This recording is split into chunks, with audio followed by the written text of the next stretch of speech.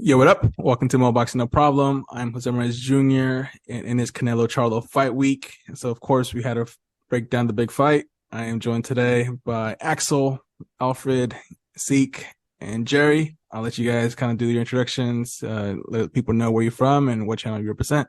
We'll start with you, Axel. Well, as what, fourth time on the channel now? Third, fourth time. It's a pleasure to always be on here, Jose, and of course here for Axel 72. That's my channel. Check it out if you haven't done so already. It's always a pleasure to be on here and giving my thoughts to a bigger audience. And yeah, no, it's a pleasure to be here again today. No, I am pretty ill, so sorry if I sound a bit rough. Good. Jerry? What's up, guys? Jerry here with Dose of Boxing. Pleasure to be with you guys. All right, we'll go with Zeke. What's up, man? Just a co-host for a boxing no problem based out of California, it's Los Angeles specifically. Awesome. And last but not least, Alfred. Hey, how are you? I'm just from Lucas Sport Boxing. I just brand new team member of more boxing, no problem. I'm right now out in North California.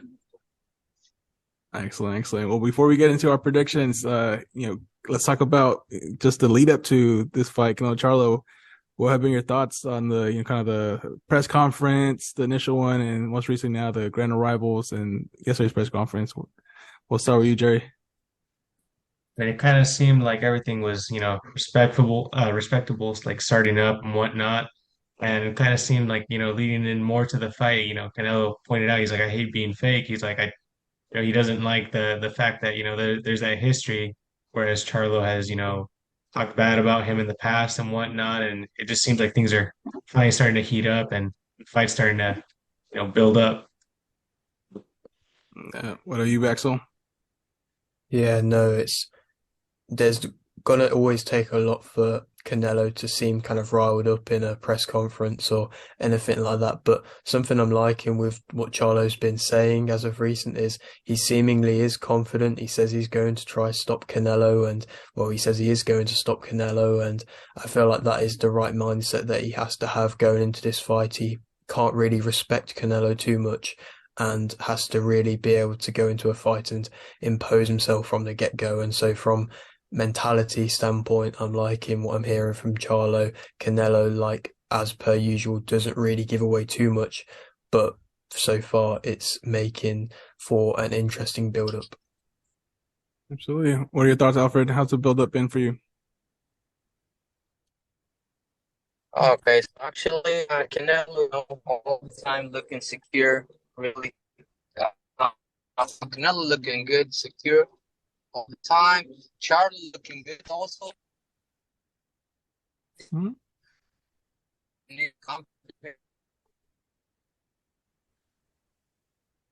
Gonna have some technical difficulties there, Alfred. Oh, all right. We lost him. He's back. All right. We lost you for a Sorry, second, man. Alfred. No worries. No worries. Um, So you're saying? yeah, I think they're now good. It's Bad signal. All right. We'll come back to you, Alfred. Zeke, what are your thoughts on the build up for Canelo Charlo? Oh, okay. My thoughts is as always, I would always see Canelo. But depending on his opponent, of course, on the press conference, things heating up a bit, just like Caleb Plant, Bivol, and stuff like that. But I just like I went to the press conference, everything seemed cool, but then I guess things started to get out of hand on this press conference here in Vegas. I mean, out in Vegas, my bad.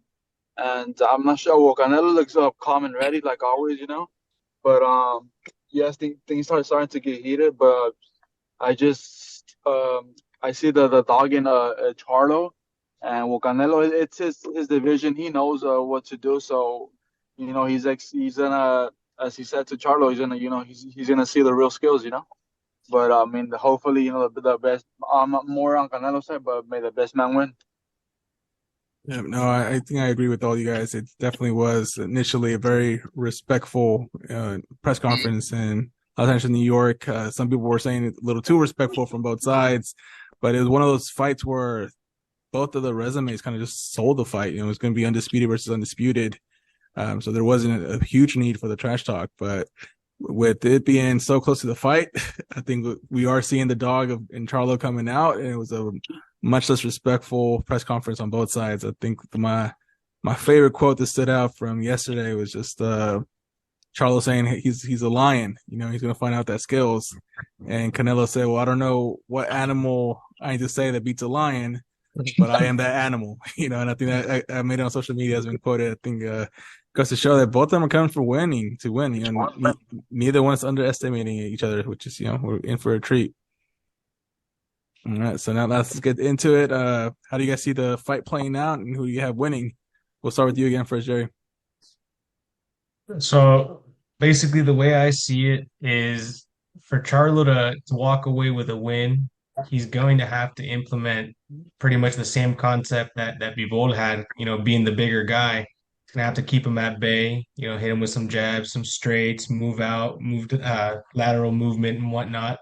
But I mean that game plan is obviously a lot easier said than done because Canelo has fought, you know, these slick boxers. He's always been the smaller guy in a fight. So I mean, you know, Billy Joe Saunders couldn't implement that. He was a little bit bigger. He was like that slick boxer. He tried moving around, got caught, ultimately stopped in the end. What's it called? Callum Smith. He was huge compared to Canelo, and I mean, he couldn't take the blows. So I mean, I guess we'll see what Charlo can and can't do once he is in there with a big power puncher like Canelo, because you know, being 5'8" and filling out to 168 and whatever he hydrates to on the night, he's a smaller guy, but you know, he fills out that frame real well. On Canelo's end, I mean, I'm curious as to see what style he's going to come out with. I'm curious if he's, you know, he's going to come out here, he's going to be waiting for a counter punch, or if he's going to go in there, you know, and just chase him down. And I mean, I guess we'll see on the night. Ultimately, I don't see Charlo being able to stop Canelo. He's never been down, nor has Charlo, but he is moving up. So we'll see what Canelo can do that night as well. If it's going to be a close decision, or if Canelo can come away with a stoppage. Yeah, and just that statement you said that Jerry, neither fighter has ever been, you know, down. A stoppage sounds like it might be a statement if either fighter can get that. Definitely. Yeah. What are you, Axel? I feel like going into this fight, Canelo is going to be more riled up than ever. I think from some of his last performances being more underwhelming, I feel like he's gonna come into this fight with a lot on his mind as well, and I think he's going to want to come in and make a statement. And if that statement is being a stoppage victory, then like you said, it would be a very big statement to make. But I mean, as a fight, it's an amazing fight. Canelo, it's going to really test him as a fighter. It's going to show where he is at still, and if he is still fighting at his best of ability. It's a fight which necessarily he didn't have to take, but I think it's one which is just showing how he only really cares for the big fights now. And now he's fought the likes of John Ryder. Obviously, it was a good fight, that, but I don't think he would ever drop back down to that level again, unless, of course, he loses. But I think now going into this fight, it's going to be very tough for Charlo to be able to really stamp too much authority. I think he's going to have to try, though. Like I said before, he can't respect Canelo. I think as soon as Canelo gains any respect on anybody, even as the smaller guy, he has a tendency to kind of intimidate you and really just when he has the pressure being put on you as well, it's something which is so difficult to be able to deal with. But I mean, Charlo has amazing counters as well. So if he is going to fight off the back foot, we've seen some great shots from him coming off the back foot as well. But I think if he's going to find success, it will be on that straight 1-2. That straight 1-2's managed to stop many fighters in the past, and it's been something which has probably been his best combination of shots to put together. And it's just, I don't think it could stop Canelo, to be honest. Like I said, it'll be a lot. Canelo, I think, has more ways of victory. And I do feel like he's going to, of course, like most fights, kind of improve throughout and gain confidence throughout and really be able to work the shots, work the angles as he always does. And Charlo is going to possibly have the athleticism over him and the youthfulness, even though they are similar age. I feel like Charlo's maybe arguably more in his prime. But I mean, to be fair, if you look on records, Charlo's maybe not gotten the kind of backlash that maybe he deserves to an extent because he's not on the best of momentum himself, really. I mean, he obviously had the loss a little while ago to Harrison, but he also suffered the draw against Castano. Obviously, managed to avenge that and he avenged that well, but he's not got loads of momentum riding with him. And so going into this fight, it's going to be interesting to see where his head is at. If he is going to be able to get some sort of stoppage, I think it will be very, very early on within the first couple of rounds at where he could possibly land some shots on Canelo. But I think my prediction, I'm going to go with a Canelo late stoppage. First of all, it's going to be interesting to see where Charlo is going into this weight and where, like I said, where his mind is at, if he is going to respect him too much. But I think Canelo is just going to be able to outwork him and be able to outbox him and show that level and that extra bit. And if Charlo fights Canelo's fight, which I mean, he did it in the first time against Castano. He looked a little bit hurt against Castano in the first fight, and he fought Castano's fight. And if he's doing that against Castano, then Canelo could definitely make him do that, and I feel like he will. And as soon as you're doing that to Canelo, it's never going to be a good thing. And yeah, I'm going to go round 10 to 11 stoppage for Canelo, and it will be like Jose, you said, it's going to be a big statement. Definitely. And you said something super interesting there, Axel, that I just want to kind of repeat. If Charles going to KO Canelo, it has to be early. So he essentially has to catch him cold, kind of how he did with Erickson Lubin. Because I think it could be argued as well that maybe you gotta get Canelo to gas out and lose his stamina, and you catch him late. But definitely, you can catch him cold as well. So, Seek, how do you see the fight playing out? Who do you have? Yeah, man. Honestly, just like I said, I'm going with Canelo, but I do see the dog in Charlo, not just Jermell, but Jermall as well. But Jermell Charlo, he's a dog, but just like Canelo said, I've been the smallest fighter at 160, the smallest fighter at 168. But just like he said, but I'm a badass for my little size. I'm a badass for my size. Just like he said in the conference. Yep. And I just see in my eyes I see the early rounds, Jermell pressuring Canelo, coming at him with pressuring shots and trying to maybe get that early knockout. Like I said always, I always like to tell when we do interviews, it's always a different game plan or a game a strategy before the fight in sparring than when and his actual situation, because you never know what your opponent could bring to you. So it's always hard for them as a coach, as a fighter, to stick to the plan they had before, to adapt to the plan they have at the moment, at the situation, because you don't know what your opponent is bringing to you. You might have studied your opponent, but he might study different strategies, different methods of fighting against you. So you really never know. But I'm going with Canelo late round stoppage. Alfred, how do you see the fight playing out? Who do you have winning? Okay, so I love even now I'm hungry, so I got I just like the decision actually. Why? Because I mean a lot the corner. Last few fights, Joe he status with the Lions, the Charlo corner. So I think we lost him again, unfortunately. All right, I want to ask you guys all the same question. I think that sorry, I can't. I think that the Wi-Fi or the audio is just cutting out. Okay, so I just want to do it like Charlie. Okay, it's gonna be a good fight for both guys. We'll see the Canelo like the Canelo that one he fought with Billy Joe Saunders, Caleb Plant, the one that looking sharp, oh head moving, everything. So, but I don't know, man. I got Charlo. Really, I don't know why this time I root for Charlo. My heart is with Charlo, but my money is with Canelo, man. Really. So, and I don't know if Charlo can be the adjustments at the right time.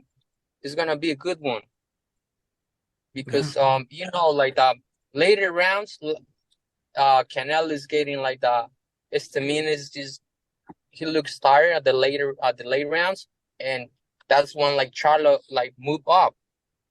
Like always, he looks really good. Like when we start like the 8, 9, 10, and 11 rounds with Tony Harrison, with the Castaño, he always look good at later rounds. But we'll see, man. That's a good point. Yeah, good point, Alfred. Oh. And the question I want to ask you guys right now is like, do you guys have Jermell Charlo in your top 10 pound for pound right now? Jerry, is he in your top 10? I'd say towards probably about mid to lower mid, but he's definitely up there. Axel, is he in your top 10 right now? I really should do a top 10 list at the moment. Thinking off the top of my head, possibly 9th, 10th. It'd be a push if you're looking. Of course, you have to be looking at all the weights, including them lower weights as well. And like I said, it would be a push just because if you're not to, I suppose if you look at his resume, it is a good resume. Like there is some big names in there, and so there's definitely arguments for him to be in the top 10. So if I'm thinking about it, probably within like the 9th to 10th position, but I really should revisit my pound for pound list sometime. All right. And Zeke, do you have Charlo in your top 10 currently? Well, Axel stole my answer, honestly. I would place him about like 8th to 9th, but yes, I do. It could probably, like I said, it could probably change after this match. But as of now, yes, I do have my top 10, maybe a 9th or 10th around there. And then Alfred, is Jermell Charlo in your top 10 right now? Yeah, actually, I'm the same way. I'm thinking the same way like Siki, like 9th or 10th, but like after this performance, we'll see. Yeah, and that's kind of what I want to get to because this has been the year of just the phenomenal performance, if I can just call it that, with 50-50 fights that turn out to be one-sided. Now you're Inoue, Stephen Fulton, Terence Crawford, Earl Spence, and with the last breakdown with the Spence Crawford fight, we had Akeem actually mention, well, what if one of these fighters dog walks it and makes it a one-sided fight? And none of us were like expecting that. So what if Jermell Charlo dog walks Canelo and gets the stoppage? Where do you put Charlo in your pound for pound list if he just destroys Canelo? What's up with you, Jerry? Probably put him about 5 or 6, just because Bivol did the same thing, and Canelo being one of his only like top like Hall of Fame opposition that he put down or that he beat or whatever you want to call it.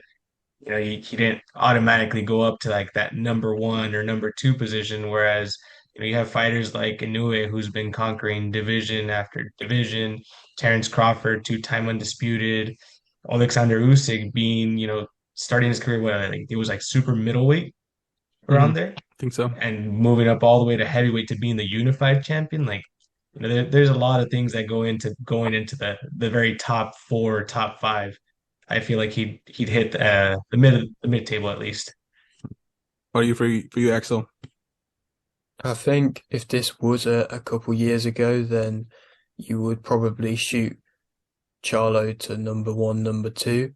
Like Jerry said, there's definitely fighters now which would definitely be above, like he said, Inoue, Crawford, Usyk.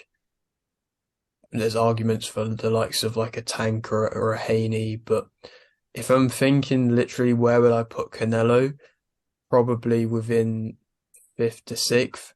So and then you put Bivol ahead of him, so that's like fourth to fifth then. So if he then goes and walks him, then you'd have to think about that fourth, fifth position. Like I said, I don't think he'd be able to get top three, but you'd have to think, like Jerry said, if he walks him, then that's Bivol down and that's Canelo down quite a bit. So yeah, you probably would have to say Charlo there. But to be fair, it would be probably, in my opinion, career maybe possibly ending to an extent because for Canelo because like I mentioned, Canelo doesn't want any more fights which aren't the best fights, and I feel like I mean if he wins this he'll be 60 wins. Like I don't feel like if he loses this there's any point of him going down and fighting an unnecessary fight. Now I feel like if he does lose and he does get walked, then he will have to, in my opinion, kind of just admit that that's the end, or maybe I don't know, go on and fight like Mayweather again in some sort of exhibition. But you know what I mean, like professional wise, he'd have to be like that's probably it if he does get walked. Yeah, and I'm sure PBC is gonna be like, man, we still got some fights in the agreement. What's going to happen? True.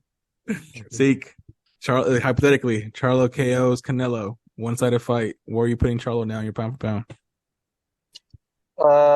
With all the respects to the other problem, I would put I could say about fourth, fifth, due to Crawford. We got Inoue, we got Usyk, we got Fury.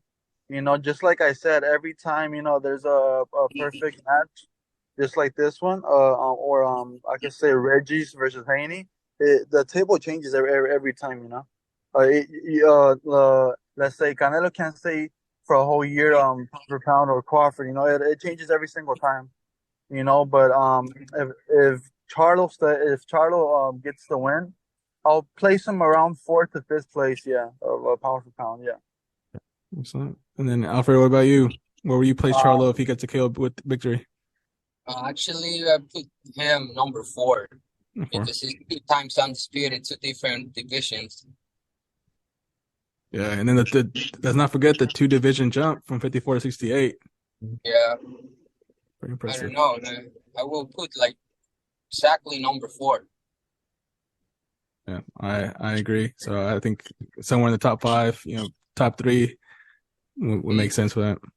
Yeah, like About the other way around. What do you think, Jerry?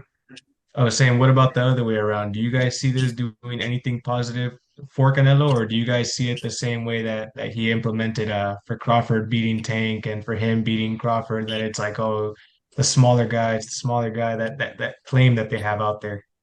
Do you think it moves Canelo up in the pound for pound rankings to dog walk Charlo or to beat him convincingly at least? Or do you think that he just stays as is? Uh, you guys, I'll go last or whatever. Well, Go ahead, Axel. Yeah, I think there's definitely would be a serious, like you'd have to really consider it if you go off everybody's last performances in the pound for pound list. I think Crawford Inoue set. I think Usyk is not to sound bad, but it's the only one which is more arguable. I think if you put Canelo top 5, if you have 4 possibly Bivol, then you'd have to possibly think if you go off resumes, then you go probably Bivol would go down because of the fact that if Canelo does walk Charlo, then that would have to be the case. But I feel like if he dogs walks him, then the only fight that matters would be Crawford versus Canelo. But of course, that's a crazy fight on paper as well. Anyway. Yeah, no, I think if Canelo does dog walk Charlo, gets the KO, what happens to him depends on where you have him in the pound for pound list. Like there's some people that have him already number 1, even following the loss. Me personally, I have him as number 3, and I think I can't justify moving him above Crawford and Inoue, even with the KO of Charlo. So he'll probably just stay just right where he is. I actually said that if Canelo wins but looks bad in winning, he may even drop down the pound for pound list just because it is a smaller opponent that was coming up 2 weight classes. Yes, undisputed. But just all the talk of Canelo, all his training, I think he needs to deliver a really good performance to keep his place in the pound for pound list. What are you after? I just like I would keep at the same spot, really, number 3, behind Nue and Crawford. And this depends, like you say, because it just depends, like which Canelo we'll see that night. We will see that one, like the last 2 performers. Oh my God, it's gonna be like horrible night for him. But we'll see that Canelo, we always see like Golovkin the first 2 fights, and the one like that is looking strong. We just put a still number 3. If we lose with a smaller boxer, supposed to be, probably I would put them number 7, 8. I don't know. Yeah. Zeke. In my point of view, Canelo, I think he'll be like, if he was to win, for me, he doesn't really move as much as if Charlo was to win. Canelo, he's his last performance, just like Alfred said, he didn't look so good. I'm not just me, but let's not underestimate him. He could come out with a different strategy. Maybe his hand surgery, it did a big impact on his fight. We don't know. Only he does as a fighter. Being in that similar situation. So yeah, I think if he was to win, he'll just be in the top 3. That's my point of view. He wouldn't really switch, in my point of view. Yeah, no, I think that either he stays the same or he moves up a spot. It wouldn't be as shocking as Charlo winning by KO. I agree. Right. Any other questions anyone wants to just kind of ask the group, or we're all together? Which one of the fights on the undercard are you guys most looking forward to? Dang, that's tough. All right, let's start off with Jose. For me, man, it's a tie. It's a tie. So I'll mention 2.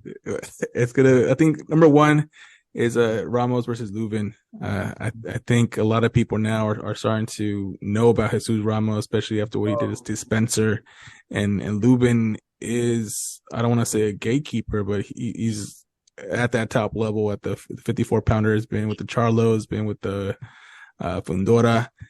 If Ramos can beat Lubin, which Lubin's a live dog with the power, that would make a statement. I think would announce his arrival at 154. So that's the one fight I'm looking forward to. And the second one is Elijah Garcia versus Armando Toro Resendez. It's going to be a brawl. It's going to be a war. I think Elijah Garcia has looked good in his last couple of fights. He's moving up in the rankings, and if he can handle Resendez, further moves up there in the rankings, in my opinion. So those are my top 2 fights outside of the main event. Cool, respect. Alfred, which fight are you most looking forward to outside of Canelo Charlo? On the undercard, actually, I'm looking for the Mono Ramos and Lubin. Yep, That's gonna be excited. Actually, it's a big proof of big test for Mono Ramos, because last time he looking good against a smaller guy. But right now you have actually a 154 boxer.